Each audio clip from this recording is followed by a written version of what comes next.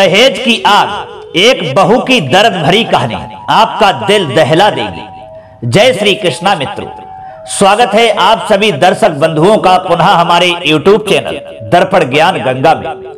प्रिय दोस्तों, आज लेकर के आए हैं इस वीडियो में एक ऐसी कहानी जो ये कहानी आपके लिए सिखाएगी कि दहेज के लालच में कभी भी किसी गरीब की बेटी को बहू बनाकर उसके साथ नाइंसाफी नहीं करना चाहिए, उसके साथ गलत बर्ताव नहीं बरतना चाहिए, अर्थात उसको दुख और कष्ट नहीं देना चाहिए।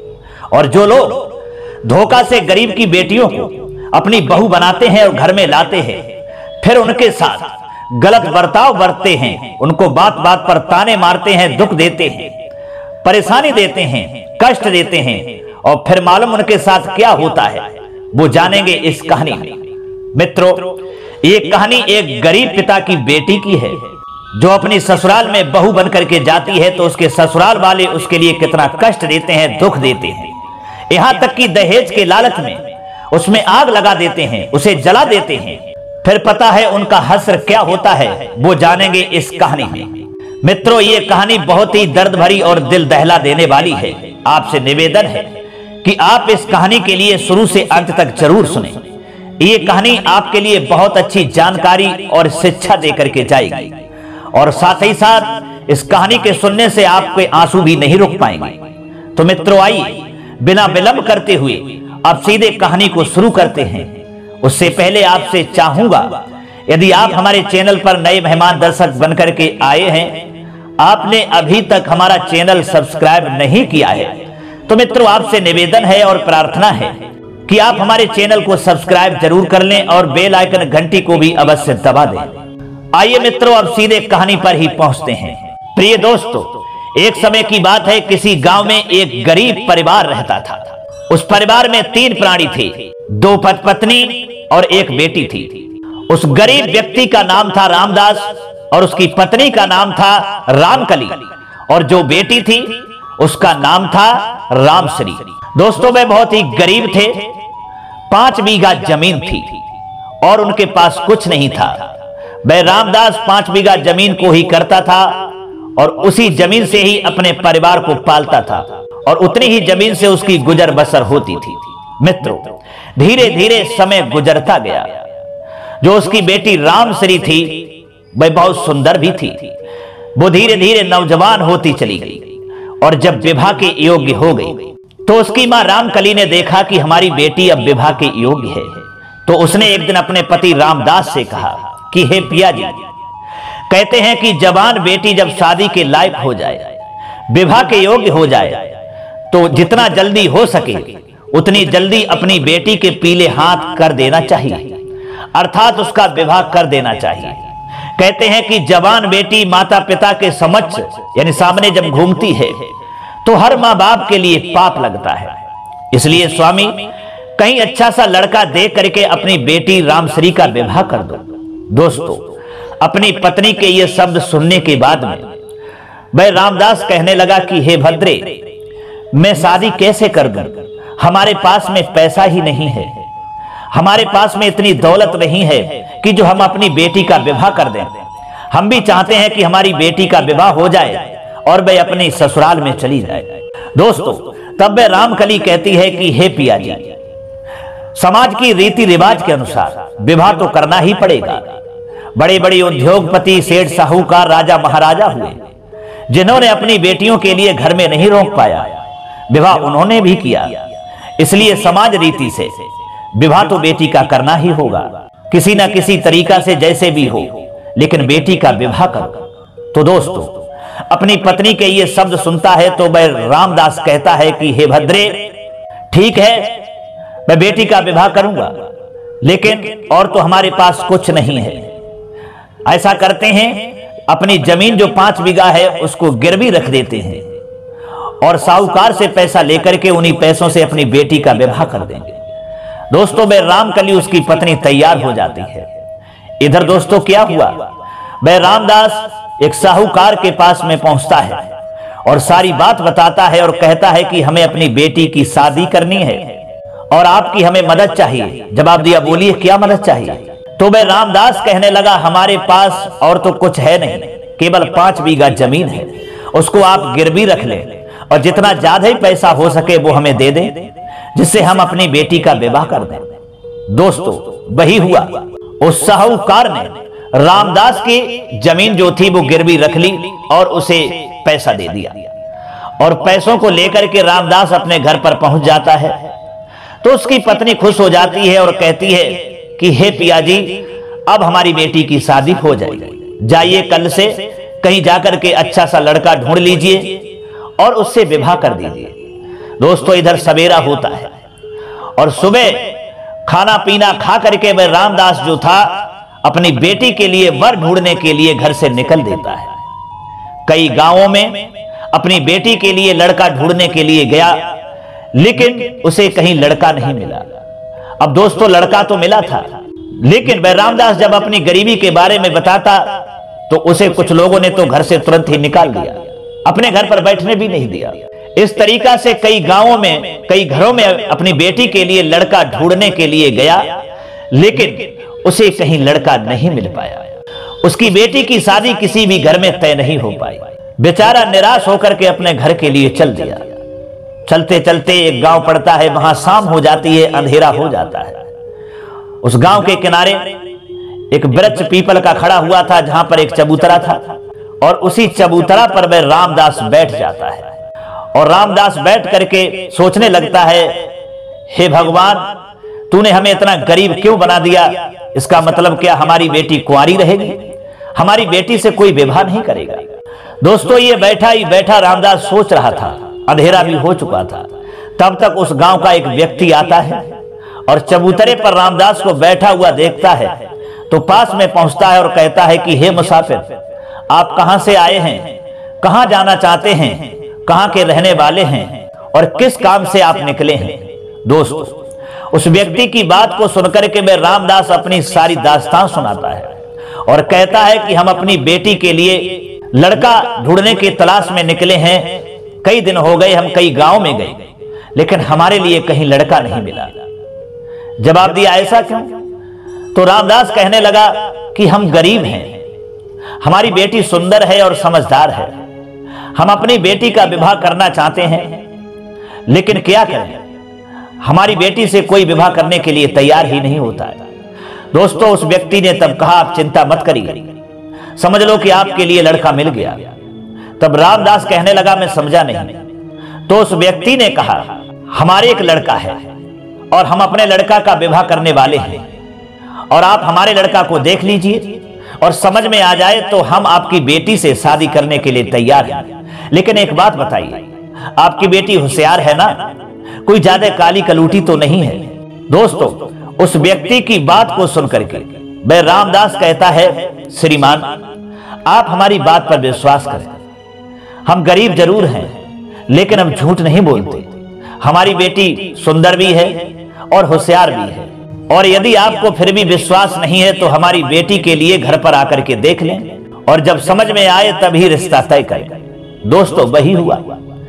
वह व्यक्ति रामदास के लिए अपने घर ले जाता है, खास खुशामद करता है, और दूसरा दिन होता है और जब सुबह हुआ तब वह व्यक्ति अपने लड़के के लिए लाता है और रामदास के लिए दिखाता है और कहता है कि यही हमारा लड़का है। दोस्तों रामदास उस व्यक्ति के लड़के को देखता है तो बड़ा खुश हो जाता है और तैयार हो जाता है और कहता है कि हम तुम्हारे घर में रिश्ता करने के लिए तैयार हैं, आइए पहले हमारे घर में बेटी को देख लें, उसके बाद ही रिश्ता तय करेंगे। दोस्तों इतना कहने के बाद में वह रामदास जो था अपने घर चला आता है और सारी बात अपनी पत्नी के लिए बता देता है। इधर दोस्तों 2-3 दिन के बाद में वह व्यक्ति अपने कुछ सहपाठियों को लेकर के रामदास के यहां लड़की देखने के लिए पहुंचता है, और रामदास के यहां जब लड़की को देखा, लड़की बहुत सुंदर थी और देखने में समझदार लगती थी, तो उस व्यक्ति ने रामदास से रिश्ता तय कर दिया और कहा कि हम तुम्हारी बेटी से विवाह करेंगे और ज्यादा तो हमें कुछ नहीं चाहिए, केवल हमारे साथ जो बारात में लोग आए, हमारे रिश्तेदार आए, उनकी खास खुशामद कर देना। रामदास तैयार हो गया। दोस्तों शादी पक्की हो गई और शादी पक्की होने के बाद में तारीख भी निश्चित हो गई। इधर वह व्यक्ति अपने घर चला आता है और फिर धीरे धीरे समय बीतने के बाद में जो तारीख विवाह की तय हुई थी वो तारीख नजदीक आ जाती है और इधर वह व्यक्ति अपने बेटा के लिए दूल्हा बनाता है जिसका नाम रमेश था। रमेश दूल्हा बनता है और रमेश का पिता बारात को लेता है और शादी करने के लिए रामदास के यहां चल देता है। इधर रामदास ने भी बारात की खुशामद करने के लिए तैयारियां की थी। रमेश का पिता बारात को लेकर के और वहां पहुंच जाता है। रामदास बारात का आदर सम्मान करता है, स्वागत करता है। इधर दोस्तों फिर उस व्यक्ति के बेटा रमेश का विवाह रामदास की बेटी रामश्री से हो जाता है। और दोस्तों जब विवाह हो गया उसके बाद में जितना भी दहेज बना था उस रामदास ने इकट्ठा कर रखा था, वो दहेज दिया। लेकिन वो दहेज उस रमेश के पिता की नजर में बहुत कम था, बहुत कम था। इधर दोस्तों जब शादी हो गई, विवाह हो गया, कुमार कलेबा हो गया, विदाई का समय आया। और जब विदाई का समय आता है तो रामश्री की सहेलियां आती हैं और सहेलियां रामश्री के लिए हजारों तरीका की दुआएं देती हैं और कहती हैं कि जा मेरी बहन, तुझे अच्छा परिवार मिले, सुखी परिवार मिले, तेरे सास ससुर अच्छे हों, तेरा पति अच्छा हो, तेरा पति तेरे लिए बहुत अधिक प्यार करे, तेरे सास ससुर तेरे लिए अधिक प्रेम करें, जीवन की हजारों खुशियां तेरे घर के कदम चूमे। दोस्तों इस तरीका से आदि तरह की दुआएं उसकी सहेलियां देती हैं।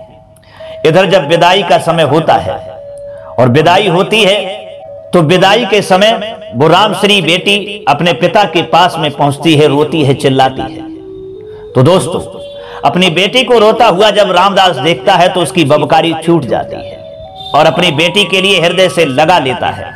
दोस्तों कहते हैं ना कि कितना भी पिता जाहिल क्यों ना हो, जिसका कभी आंसू ही ना निकला हो, और जब बेटी की शादी होती है, जब विदाई होती है ना, तो उस पिता के भी आंसू निकल ही पड़ते हैं।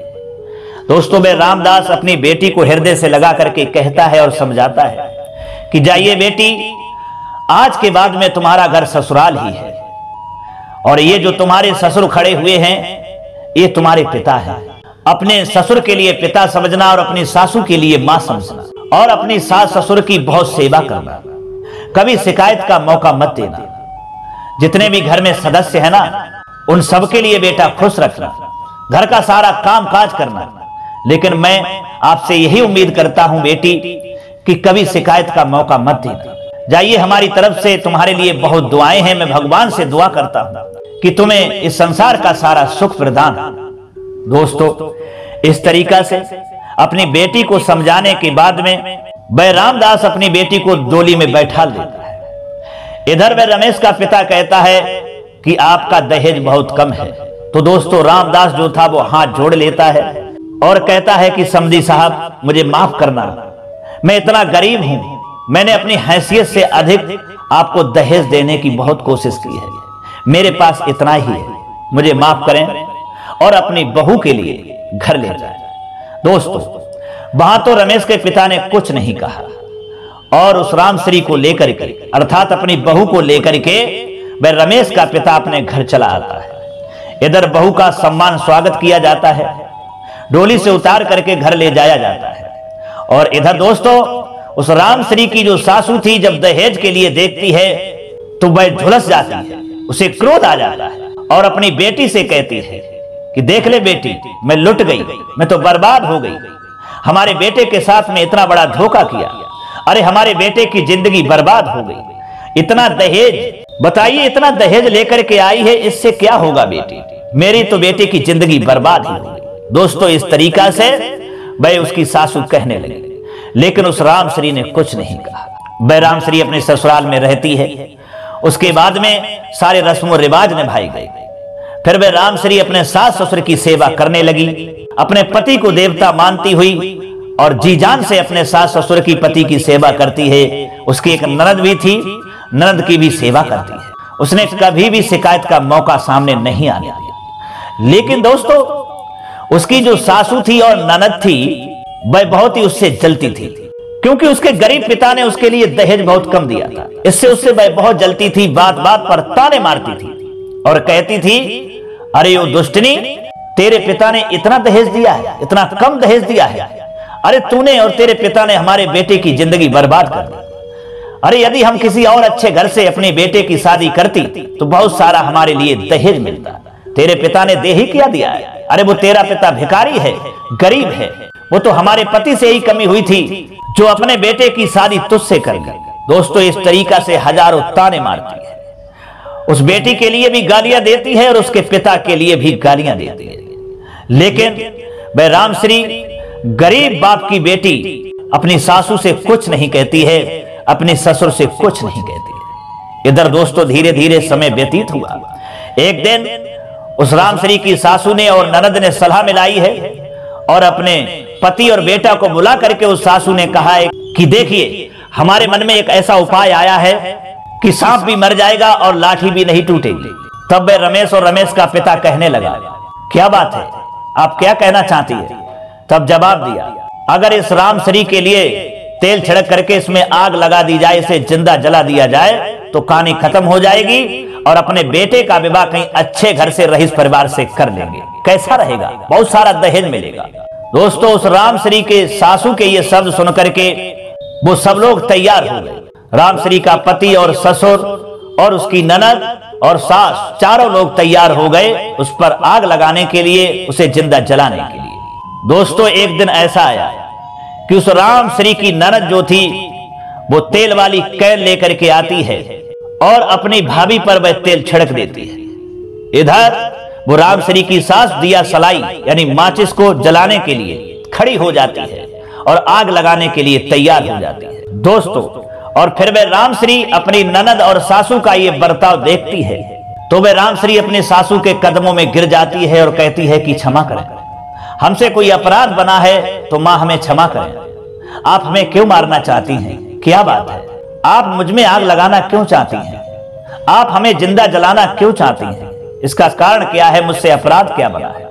तो दोस्तों, वे सास कहती है, अरे तेरे पिता ने दे ही क्या दिया है? तेरे पिता ने मेरे बेटे की जिंदगी बर्बाद कर दी। तेरे पिता ने दहेज में कुछ नहीं दिया। दोस्तों, तब वे रामश्री कहती है कि हे मां, मुझे माफ करना, हम गरीब की बेटी हूं, हमारा पिता बहुत गरीब है। हमारे पिता ने अपनी हैसियत से ज्यादा देने की कोशिश की है। आप हमें क्यों मार रही हैं? अगर दहेज की बात है तो हम अपने पिता से जाकर के कहूंगी और कुछ ना कुछ फिर और दिलवाने की कोशिश करूंगी, लेकिन आप हमें क्यों मार रही हैं? जवाब दिया, ओरे दुष्टनी, ओरे पापनी, आज मैं तुझे जीवित नहीं छोड़ूंगी। मैं तुझे इसलिए मारना चाहती हूं कि हम तुझे मार दूंगी तो हम अपने बेटा की दूसरी शादी कर लेंगे। दोस्तों, तब रामश्री कहती है कि हे मां, आप अपने बेटा की दूसरी शादी करना चाहती हैं तो आप दूसरी शादी कर लें। मैं आपके बेटे की दूसरी शादी में कोई रोड़ा नहीं अटकाऊंगी, किसी तरीका का आपके साथ धोखा नहीं करूंगी। आप निश्चिंत होकर के अपने बेटा का दूसरा विवाह कर लें, लेकिन हमें जीवन दान दें। हे मां, हमें छोड़ दें, हमें क्यों जिंदा जलाना चाहती हैं? दोस्तों, वह गरीब की बेटी रामश्री अपनी सासू और ननद के सामने गिड़गिड़ाती रही, लेकिन दहेज के लालची उस सास और ननद ने एक बात नहीं सुनी और माचिस को जला करके और उस बेटी में आग लगा दी। उस रामश्री में जैसे ही आग लगाई वो जलने लगी और जैसे ही वो जली तो बुरी तरीका से चिल्लाई और उसके चिल्लाने की आवाज जब पड़ोस के लोगों ने सुनी है तो वो भागे और भाग करके उसको बचाया और जब तक उसको बचा पाए तब तक वो जल चुकी थी। दोस्तों, बुरी तरीका से जल चुकी थी, उसकी हालत बहुत बेकार हो गई थी। इधर किसी ने थाने में खबर कर दी। दरोगा जी अपने सिपाहियों को लेकर के उस घर में आते हैं और जब उस बेटी की ओर देखते हैं जो बेटी बुरी तरीका से जल चुकी थी। बेटी दरोगा के सामने हाथ जोड़े हुए है, आंखों से आंसू बह रहे हैं, गिड़गिड़ा रही है और उसकी ये हालत को देख करके दरोगा जी की आंखों में आंसू आ गए और कहने लगे, बेटी चिंता मत कर, मैं तेरा धर्म का पिता हूं। बताइए बेटी, तेरे साथ ऐसा बर्ताव किसने किया है? तेरी हालत किसने बनाई है? तुझमें ये आग किसने लगाई? तो दोस्तों, वे रामश्री कहती है कि आप अगर हमारे धर्म के पिता हैं तो सुनिए, हमारा पिता गरीब है। हमारे पिता ने इस घर में विवाह किया, हैसियत से ज्यादा भी दहेज देने की कोशिश की, लेकिन दहेज के लालची लोगों ने मुझ में आग लगा दी और कहा कि तुम मर जाएगी तो हम अपने बेटे का दूसरा विवाह कर लेंगे। अब बताइए दरोगा जी साहब, इसमें हमारे पिता का क्या दोष था जो पिता हमारा गरीब है? अरे हमारी तो तकदीर ही फूट गई। हे दरोगा साहब, अब मैं क्या करूं? अब मैं क्या न करूं? हमारा पिता गरीब है, वो इन दहेज के लालची लोगों के लिए दहेज दे नहीं सकता है, इसलिए हमारी तकदीर ही फूट गई है। अब लगता है हमारे प्राण बचने वाले नहीं हैं। दोस्तों, तभी वह दरोगा जी उस रामश्री के लिए हॉस्पिटल ले जाता है और हॉस्पिटल ले जाकर के उसको भर्ती करवाता है। उसकी दवाई चलने लगती है और जब उसकी दवाई चलने लगती है तब वह रामश्री दरोगा जी के लिए बुलाती है और कहती है कि दरोगा जी साहब, बहुत बड़ी मेहरबानी होगी जो आप हमारे माता पिता के लिए बुला दें।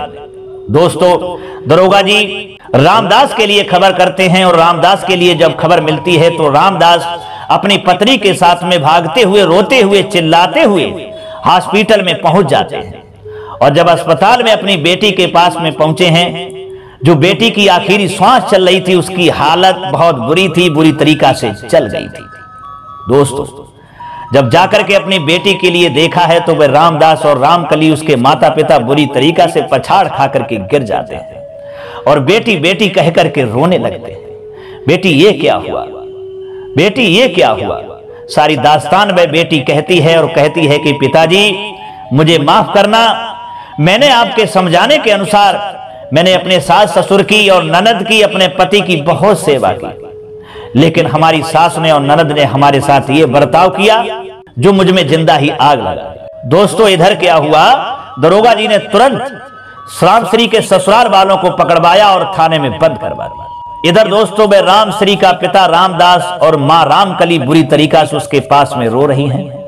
उसके बाद में वह बेटी हाथ जोड़ करके अपने माता पिता से क्षमा मांगती है और थोड़ी देर के बाद में अपने प्राणों को छोड़ देती है। और दोस्तों, जब उसके प्राण निकल गए तो इधर वह रामदास और उसकी पत्नी अपनी बेटी का अंतिम संस्कार करते हैं। अंतिम संस्कार करने के बाद में वह अपने घर के लिए चल देते हैं, लेकिन वह अपनी बेटी के ससुराल वालों का कर भी क्या सकते थे, कुछ भी नहीं। बेचारे रोते हुए चिल्लाते हुए जा रहे हैं, केवल यही कहते हुए जा रहे हैं कि हे भगवान, इस दुनिया में केवल गरीब ही सताए जाते हैं और कोई नहीं सताया जाता। गरीब की बेटियों के साथ में ही ऐसी नाइंसाफी होती है। गरीब की बेटियां ही हमेशा जलाई जाती हैं, उनमें आग लगा दी जाती है, जिस तरीका से हमारी बेटी को जिंदा जला दिया। हे प्रभु, ये कैसी है तेरी दुनिया। जो अत्याचार करने वाले लोग हैं, जो अपराधी हैं, वो मौज की जिंदगी जीते हैं, उनके घर में सारे सुख नजर आते हैं। और जो तुझ पर भरोसा करते हैं, गलत कामों से डरते हैं, कभी गलत काम करना ही नहीं चाहते हैं, और वो ही दुखी है, वो ही गरीब है, और उन्हीं गरीब की बच्चियों को जिंदा जलाया जाता है। इस तरीका से भगवान से कहते हुए वह रामदास और रामकली रोते हुए अपने घर पहुंच जाते हैं। बेचारे कर भी क्या सकते थे, अपने दिल पर पत्थर रख लेते हैं और रोते रोते अपनी जिंदगी को काटने लगते हैं। इधर दोस्तों क्या होता है कि कुछ महीनों के बाद में वह रामश्री के ससुराल वाले सास ससुर और पति और उसकी ननद छूट जाते हैं, अपने घर पे पहुंच जाते हैं। तो दोस्तों कहते हैं ना कि भगवान की जब मार पड़ती है तो उसकी लाठी में आवाज नहीं होती, बदला तो चुकाना ही पड़ता है, चाहे कोई भी हो। मालूम है दोस्तों क्या होता है, उस रामश्री के जो ससुर थे उनके शरीर पर पालिश गिर जाती है, उनके हाथ पैर काम करना बंद कर देते हैं, आवाज भी निकलना बंद हो जाती है, आवाज लड़खड़ाने लगती है क्योंकि पालिश शरीर पर गिर जाती है। और दोस्तों पता है रामश्री की सास का क्या असर होता है, वह पागल हो जाती है। और इधर दोस्तों पता है उस रामश्री की ननद का क्या होता है, जो उसके माता पिता ने विवाह किया था तो वह अपने ससुराल में उसके ससुराल वाले उसे जिंदा जला देते हैं। और जो रामश्री का पति रमेश था, उसके लिए समाज गालियां देता है, ठोकरा देता है, उसके लिए मरने के अलावा कोई चारा ही नहीं बचा था, क्योंकि उसकी भी बहन ससुराल वालों ने जिंदा जला रखी थी और उसकी मां पागल हो गई थी और उसके पिता का भी शरीर बेकार हो गया था। अब उसके मरने के अलावा जीवन में कुछ नहीं बचा था। दोस्तों थोड़े दहेज के लालच ने पूरे घर को बर्बाद कर दिया, पूरा घर तबाह हो गया। तो दोस्तों इस तरीका से बदला तो चुकाना ही पड़ता है, जो बदला रामश्री के ससुराल वालों को भी चुकाना पड़ा। कहानी दोस्तों यहीं पर समाप्त होती है। दोस्तों ये कहानी थी एक गरीब बेटी की, एक बहू की दर्द भरी, जो ये कहानी हमारे लिए सिखाती है और शिक्षा देती है कि दहेज के पीछे, दहेज के लालच में कोई भी लोग अपनी बहुओं के साथ ऐसा बर्ताव ना करें, और नहीं तो जो हसर रामश्री के ससुराल वालों का हुआ है वही हसर आपका भी होगा। अगर आपने अपनी बहुओं के साथ दहेज के पीछे गलत बर्ताव किया, उन्हें जिंदा जलाने की कोशिश की, तो आपके लिए ईश्वर भी बख्शेगा नहीं और आपके लिए भी भरना पड़ेगा। यही कहानी हमारे लिए सीख देती है। और दोस्तों, आपसे निवेदन करूंगा कि आप हमेशा एक बात याद रखो, हमेशा ये सोचो कि दहेज नहीं दुल्हन चाहिए।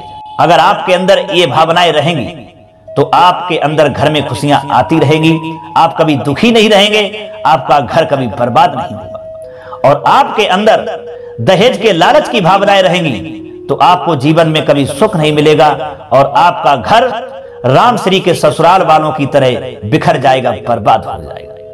यही कहानी दोस्तों हमारे लिए ये सीख देती है। तो दोस्तों, कैसी लगी ये कहानी, एक बहू की दर्द भरी? अगर ये कहानी आपके लिए अच्छी लगी है, पसंद आई है, तो कमेंट बॉक्स में जरूर बताना और हो सके तो अपने मित्रों के लिए भी शेयर करना। अब क्षमा चाहते हैं दोस्तों, पुनः मुलाकात होगी अगली वीडियो में किसी और नई चर्चा में। तब तक के लिए सब्सक्राइबर बंधुओं एवं दर्शक भाइयों के लिए राधे कृष्णा, ओम नमः शिवाय।